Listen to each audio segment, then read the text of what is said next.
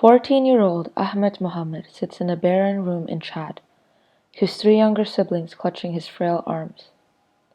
Eyes full of tears and stomach empty, he speaks of waking up at 6 a.m. just to walk to school and learn what he can in a tiny, dilapidated classroom. He does not yet know what he wants to pursue.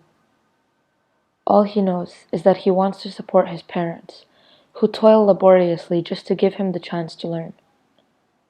When I was 14, my most pressing concern was whether I would be able to go to Disneyland that summer. No child of his age should be worried about whether they will be able to financially support their parents. And yet, he is only one of the millions of children who are victims of the education crisis. For some of us, every day seems like a struggle. It is a struggle to drag ourselves out of our beds at 6 in the morning. It is a struggle to button up our uniform shirts and drive to the school we wish we didn't have to go to. It is a struggle to get through 8 hours of classes, information flying into one ear and floating out of the other. When we are so caught up in the perceived struggles of our everyday lives, it is easy to forget about the 264 million children who aren't enrolled in school that wish they could struggle like us. The 11 and 12 children in low-income countries who will never receive secondary education that wish they could struggle like us. The 1 in 6 children that do not meet minimum proficiency levels in mathematics and literacy that wish they could struggle like us. In India alone, there are 13,500 villages in which not a single school can be found.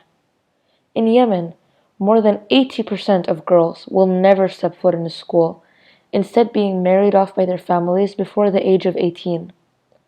However, the education crisis extends beyond the lack of education.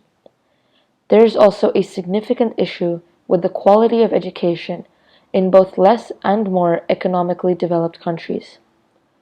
Even after spending several years at school, many children are still unable to read or to write at a basic level. There is a shortage of qualified, trained teachers to teach children the valuable knowledge and skills they will need in their lifetimes.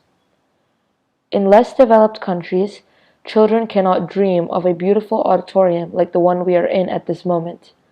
They are one of a lucky few if they have school toilets with running water. With such poor standards of education and teaching worldwide, it comes as no surprise that the global unemployment rates are skyrocketing day by day. The United Nations reports that over half of the world's children will not have sufficient skills to find employment in 2030. And yet, only 2.1% of humanitarian aid is dedicated to education. The future of the world and all of its youth is tearing apart at the seams, and yet, all we have done to repair it is sew a single stitch. People love to talk of climate change and saving the world. And of course, these issues are equally pressing. But I cannot help but wonder, what is the use in saving a world with no future? What is the use in saving a world where 800 million of today's youth will be roaming the streets because we failed to educate them? Prevention is better than cure, and immediate, effective action is better than a postponed pity party. The patchwork quilt of education cannot be fixed overnight. It requires time. It requires funds. And most of all, it requires you to care. To care about the millions of children just like you, with all of your spirit and ambition, but none of your opportunities. So the next time that you are sat at your desk, wishing you could be anywhere but here, I want you to think of the children that could paint their black and white world in flourishing color if only they were given the right tools. I want you to feel their heartbeats alongside your own, an incentive to achieve greatness with the opportunities you have been given. And I want you to help pass on the same opportunities to them.